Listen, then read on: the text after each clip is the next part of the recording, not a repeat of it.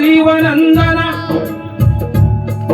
आदिवंदु श्रीवनंदना आदिवंदु श्रीवनंदना श्रीवनंदना श्रीवनंदना श्रीवनंदना वक्रतुंड गजवदना वक्रतुंड गजवदना वक्रतुंड गजवदना गजवदना जिरहाजी गजवदना जिरहाजी गजवदना जिरहाजी जी जी जी जी माझे रमण रंगभूमीला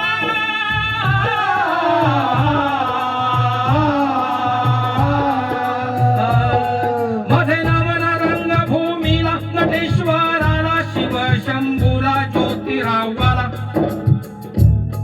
भीमराव पद कमळाला भीमराव पद कमळाला भीमराव पद कमळाला जिरहाजी पद कमळाला जिरहाजी पद कमळाला जिरहाजी जी जी जी जी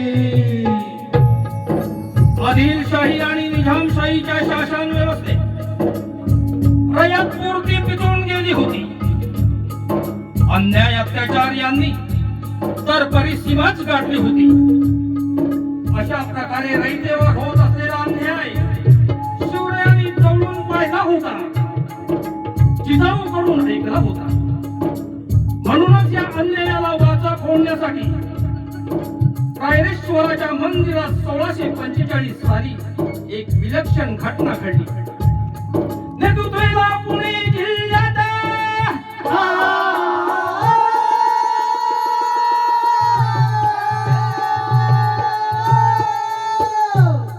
नेतृत्वाला पुणे जिल्ह्यात शिवा मंदिरात शिवबासोबत मावळेचो मध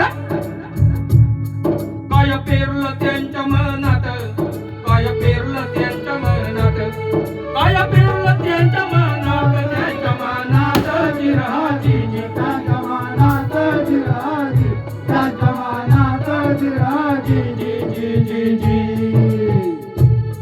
अशा कीर्र अरण्यात लपलेल्या रायरेश्वराच्या मंदिरात शिवबा आणि मावळे सल्ला मसलत करत होते. श्री शंकरापाशी वरदान मागत होते. या समयाला शिवबाचे वय अवघे 15 वर्षाचे होते. वयाने लहान असले तरी त्यांच्या विचारांची भरारी खूपच मोठी होती. परमाने काय रुजला